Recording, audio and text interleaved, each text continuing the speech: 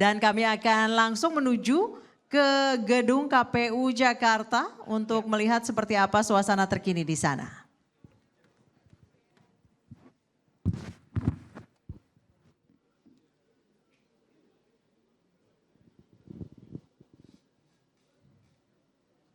Edo Gusti Aji. Ya, ini informasi yang Anda saksikan, gambar yang Anda saksikan saat ini pemirsa adalah iring-iringan pasangan calon nomor urut 1, Anies Baswedan dan Muhaimin Iskandar. Dan tadi sudah kita lihat ya, pasangan calon nomor urut 3, Ganjar Mahfud sudah tiba di gedung KPU, lokasi di helatnya debat. Tapi sembari kita menyaksikan informasi ini, kami juga dapat informasi Prabowo Gibran, pasangan calon nomor urut 2 juga sudah tiba di sana.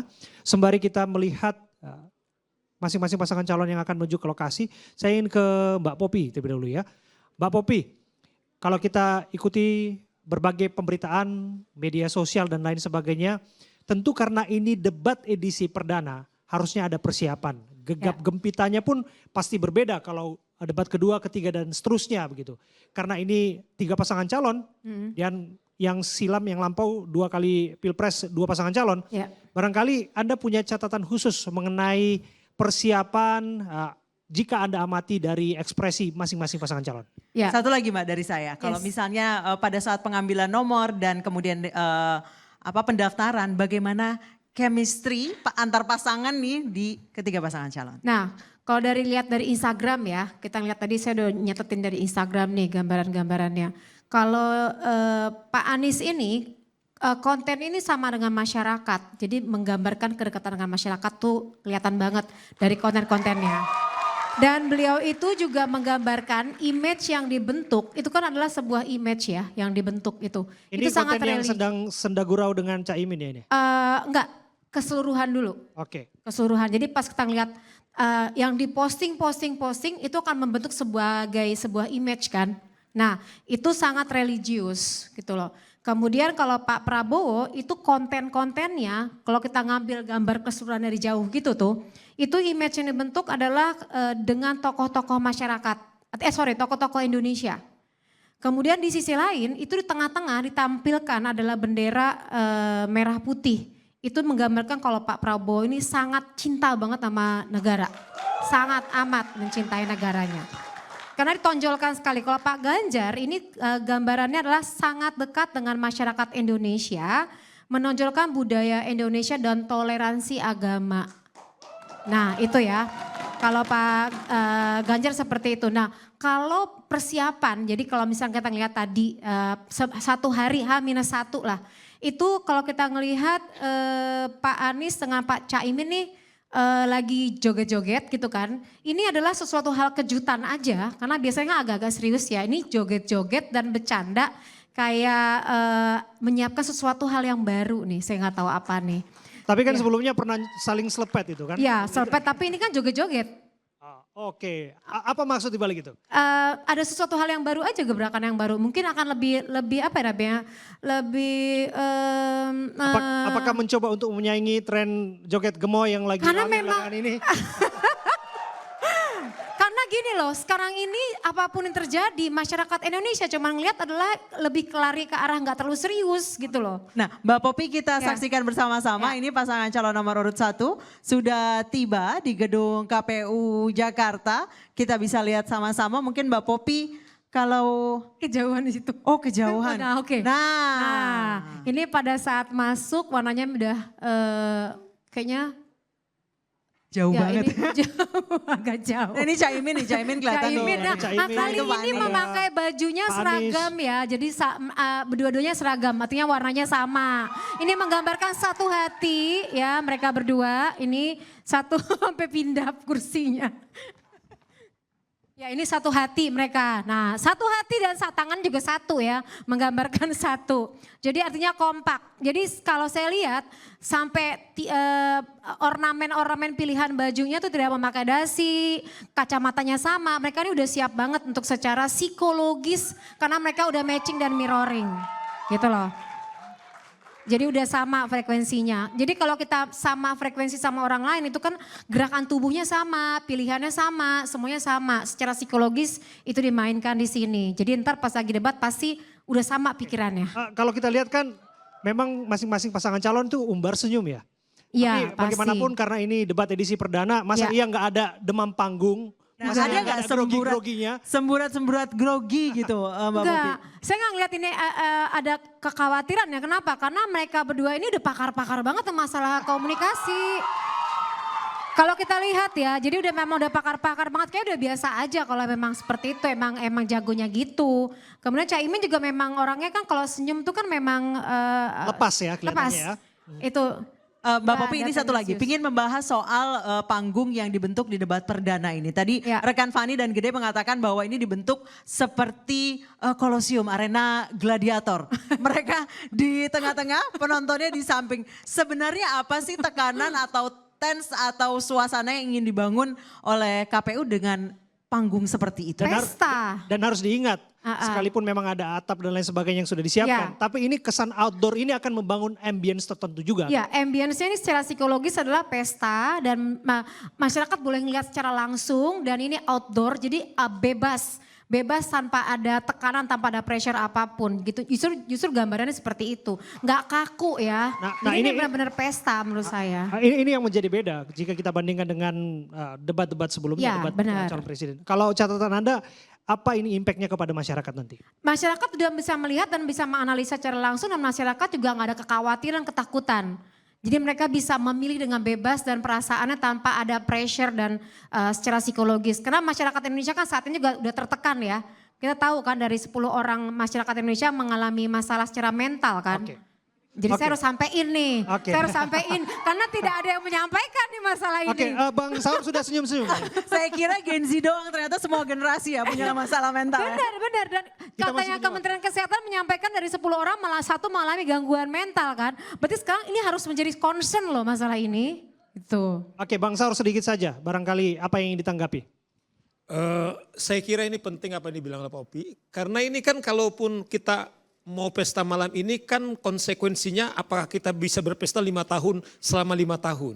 Nah, oleh karena itu juga yang juga paling penting kita harus soroti juga. Seperti saya ulangi yang kita lakukan malam ini adalah daulat rakyat. Apakah pemimpin-pemimpin kita ini sadar bahwa dia melayani kita semuanya di sini? Bukan mereka itu bukan raja. Saya ulangi, sebagai pemilik daulat inilah pemilik daulat. Oleh karena itu kita minta betul nih. Janji-janji mereka itu kita tidak akan tuduh mereka menjadi pembohong atau membohongi rakyat. Tetapi mereka betul-betul buktikan karena ini disaksikan oleh 200 juta orang atau dampaknya kepada bangsa Indonesia. Itu yang saya kira juga lebih penting adalah bagaimana kita 5 tahun ke depan apakah tambah yang stres atau malam ini memberikan pesan bahwa kita akan bisa tenang dan juga bisa berpesta 5 tahun yang akan datang. Yang jelas jutaan pasang mata akan memperhatikan layar kaca di seluruh media mainstream maupun media sosial tentu saja. Bagaimana debat edisi perdana Capres-Cawapres Pilpres 2024 dihelat di pelataran gedung KPU ya, Nis? Nah ini suasananya bulat seperti ini dan penonton ada di sekelilingnya kayak di gelanggang olahraga ya. Betul, yang jelas ini akan menjadi ambience tersendiri ya. Karena bagaimanapun ada masing-masing pendukung yang juga turut di sana dan kami dengar harus ada ID khusus yang disiapkan kalau saya nggak salah 75 ya. Mas Kodari boleh ditanggapi? Iya. Iya. Ya ini suasana yang agak baru ya dibandingkan dengan pilpres-pilpres sebelumnya. Tentu suasana seperti ini belum bisa kita simpulkan dari sekarang. Harus kita lihat bagaimana kemudian dengan panggung seperti ini interaksi semacam apa yang akan terjadi di antara para kandidat. Tadi saya juga mendengar bahwa metodenya bukan lagi semacam podium atau panggung yang berhadapan satu dengan yang lain, tetapi katanya tadi ada semacam meja bundar ya kalau nggak salah. Tentu kita harus lihat, tetapi intinya saya merasa bahwa KPU ini sedang berusaha membawa suasana barulah dalam Pilpres 2024 kali ini. Ya kalau kita lihat durasi untuk membahas konten debatnya yang disiapkan 120 menit Bung Kodari.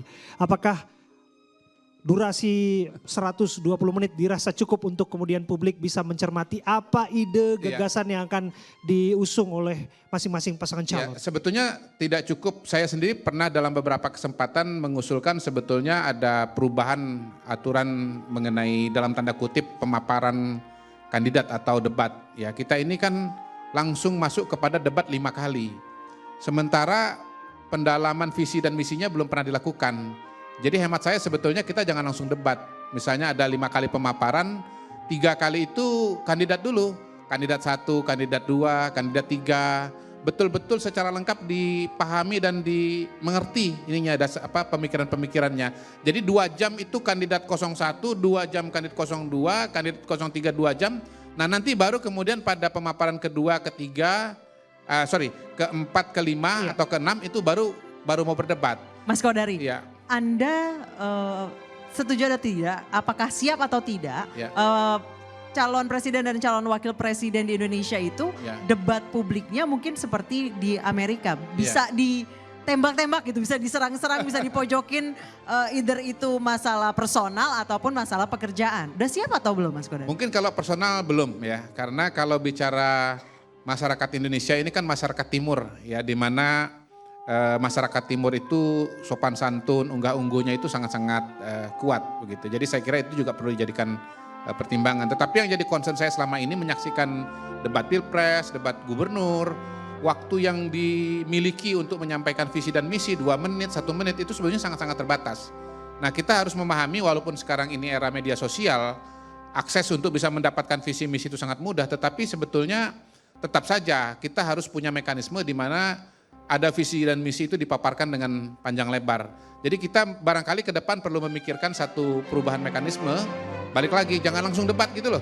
Kasih kesempatan pemaparan visi dan misi panjang lebar yang tebalnya berapa? 100-200 halaman itu agar betul-betul dipahami oleh masyarakat. Dan panelis itu bertanya itu nggak lari dari visi dan misi. Jangan sampai panelis itu bertanya apa isi kepalanya sendiri gitu. Dan ya akhirnya kan seperti ujian di kampus gitu. Padahal menurut saya ini adalah uji publik, harus dibedakan dengan uji kampus. Nah kalau dirasa memang waktu terbatas karena ide dan gagasan itu harus juga mempertimbangkan waktu karena ini adalah aturan main dan lain sebagainya.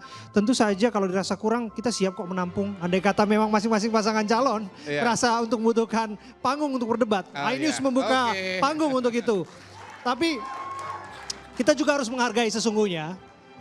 Ada pasangan calon yang merasa bahwa ingin mantap hanya untuk menghadiri debat-debat yang diselenggarakan secara resmi oleh KPU. Apa tanggapan Anda mengenai ini, Bung Kodari? Iya. Jadi kalau kita bicara alasan memilih, memang paling tidak dalam survei yang pernah kami lakukan, yang jelas-jelas menjawab visi dan misi itu angkanya kecil gitu. Jadi justru itulah saya mengusulkan kenapa kemudian visi dan misi itu harus diberikan kesempatan tersendiri untuk disampaikan. Karena apa? Karena ya kita ingin bukan hanya tahu mengenai kandidat tetapi juga programnya. Nah sampai hari ini memang kalau dilihat dari pengalaman saya survei, perhatian masyarakat itu terpusat kepada orangnya, belum kepada ide dan gagasannya. Dan dalam konteks itu maka kemudian ya memang momentum yang bersifat proaktif dari penyelenggara pemilu untuk menyampaikan visi dan misi itu harus diperbesar. Gitu. Baik, saya ke Bung Saur. Bung Saur, kalau misalnya Anda melihat debat Capres-Cawapres yang diselenggarakan di Indonesia selama ini, menurut Anda para kandidat itu sudah menjawab pertanyaan? Sebelum saya ke sana Mbak Nisa, ini penting saya kira pertanyaan tadi. Silakan. Soal menghadiri. Saya harus ulangi, sesakral apapun sekarang di KPU, kembali yang akan kita dengarkan itu adalah visi misi daripada calon. Ingat bahwa ketika diundang seseorang calon atau cawapres sama cawapres, terlepas di mana panggungnya, sesungguhnya kita sedang memasuki yang mana yang paling tepat yang harus kita pilih. Oleh karena itu saya kira tidak bisa kita buat perbedaan ini paling penting, ini tidak paling penting. Karena toh akhirnya itu yang saya bilang, dalam konteks demokrasi, suara siapapun apakah suara presiden, suara saudara-saudara kita petani, nelayan. Sama nilainya. Dan oleh karena ini adalah memasuki nanti tanggal 14 Februari, itu sebabnya saya kira kita bersyukur kepada iNews bahwa hak-hak konstitusional kita untuk mendapatkan daulat rakyat itu maksimal. Nah, oleh karena itu yang kedua, saya kira tidak lagi relevan kalau kita bicara mana debat, katakanlah yang langsung atau tidak langsung. Sama nggak kita bayangkan dalam perjalanan demokrasi kita, apa yang terjadi di panggung sekarang ini. Saya kira kita benchmark, kita mengadopsi adalah negara-negara demokrasi yang juga sudah dewasa untuk memperdebatkan satu gagasan. Sehingga apa isi otak daripada calon kita itu kemudian kita bisa elaborasi dengan panggung yang lebih banyak. Nah oleh karena itu menurut saya adalah inilah kesempatan, apakah soal pribadi yang penting jangan fitnah, tetapi adalah fakta. Kemudian itu kemudian diperdebatkan dan kemudian nanti calon-calon ini memberikan solusi soal apa yang menurut kita perlu harus mereka berikan. Baik, karena kami masih menunggu kapan debat perdana Capres-Cawapres ini akan dimulai di Komisi Pemilihan Umum. Saya berikan kesempatan masing-masing juru bicara, saya beri kesempatan kalau tadi dari nomor 1, saya beri kesempatan nomor 3. Ini apa ide baru atau gagasan fresh dari pasangan calon nomor urut 3 terkait tema debat hari ini? Ya tentu demokrasi substantif ya yang kami usung, bahwa demokrasi prosedural sudah ada dan sudah semikian rupa, tetapi substansi dari pelaksanaan demokrasi itu yang mesti harus diperkuat kemudian dan dipercepat juga proses penyelesaiannya. Terutama juga kami menawarkan yang baru juga adalah soal dalam debat kali ini konteksnya digitalisasi birokrasi ya, di mana Pak Ganjar itu sudah memulai dengan lapor GUP. Nah di proses presiden nanti beliau akan meluncurkan lapor presiden. Baik, lanjut 2, silakan. Bung Dede, silakan Bung. Ya, suatu kebaruan yang diangkat ya oleh pasangan Prabowo Gibran ya, misalnya salah satunya adalah mendirikan Pusat Legislasi Nasional sebagai think tank. Gitu, dari tadi kita membicarakan soal undang-undang ya, dan undang-undang ini kan harus adaptif dengan zaman. Saya ambil contoh satu, misalnya sewaktu ojek online itu sudah masuk ke dalam pasar di Indonesia ya, tapi kemudian undang-undang kita belum mengakomodir.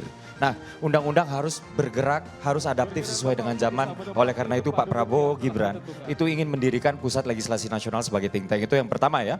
Lalu yang kedua, nah ini agak menarik ya. Dalam upaya pencegahan dan pemberantasan korupsi, Pak Prabowo dan Mas Gibran ingin memasukkan program anti korupsi ke dalam kurikulum pendidikan formal. Baik. Gitu. Nah kurang lebih seperti itu. Yang ketiga adalah keberlanjutan ya. Yang keberlanjutan itu misalnya ya, Pak Prabowo dan Mas Gibran itu tidak akan membubarkan atau melanjutkan PPHAM ya. PPHAM ini adalah suatu badan yang dibentuk oleh Pak Jokowi yang pada 2023 Kita sudah lihat ini. Kita sudah lihat ini. Pasangan calon nomor urut 1 tadi sudah masuk dan sekarang pasangan calon nomor urut 2 Prabowo Gibran sudah masuki arena debat. Baik, selanjutnya pasangan calon nomor urut 1. Silakan. Baik, jadi secara prinsip kita punya 3 upaya besar yang kita lakukan, yaitu pertama adalah agenda pemulihan demokrasi yang kita akan lakukan. Pertama dengan mewujudkan hukum yang adil dengan menyediakan bantuan hukum gratis kepada masyarakat, lalu tuntaskan isu HAM dan konflik agraria, dan yang tidak kalah penting adalah menjamin keberlakuan hukum adat dan hak-hak masyarakat adat. Lalu kedua dalam konteks memberantas korupsi KKN ya, selain tadi memiskinkan koruptor dengan UU perampasan aset, kita juga ingin memulihkan independensi lembaga penegak hukum kita dan fasilitasi masyarakat sipil di bidang pemberantasan dan pencegahan korupsi. Baik. Terima kasih Bung Gamal, terima kasih Bung Dede, terima kasih Bung Ridwan. Dan Kita masih menantikan lihat satu pasangan calon suasana. lagi yang belum memasuki arena. Betul. Debat perdana Capres-Cawapres Pilpres 2024. Ya, ini dia. Setelah pasangan calon terakhir masuk, kami akan langsung lempar ke KPU karena acara akan segera dimulai. betul. Pasangan Anies calon nomor urut 1 sudah Mohaimin masuk. Iskandar sudah masuk. Anies Baswedan dan juga Mohaimin Iskandar. Nah ini dia. Nah, ini yang terakhir. Pasangan calon nomor urut 3. Ganjar Pranowo dan Mahfud MD. Ya dengan attire yang hitam putih ya. Sat-set. Ini nampaknya ketiga wardrobe atau busana dari ketiga pasangan calon ini semuanya seragam. Ini Pak Mahfud sama Pak Ganjar sepatunya juga seragam. Tadi Pak Anies sama Caimin kacamatanya seragam. Oke, baik. Dengan kemudian bergabungnya masing-masing pasangan calon ke arena debat, maka langsung saja saya Abraham Silaban dan Anissa Dasuki Ya. akan mengantarkan kita semua pemirsa yang bergabung dengan kami pada malam hari ini. Kita akan langsung saja menuju ke gedung KPU untuk menyaksikan debat sesi perdana Capres-Cawapres Pilpres 2024. Tapi setelah debat kami akan kembali membahasnya dengan para narasumber dan juru bicara yang telah hadir hari ini. Tetap bersama kami. Selamat menyaksikan.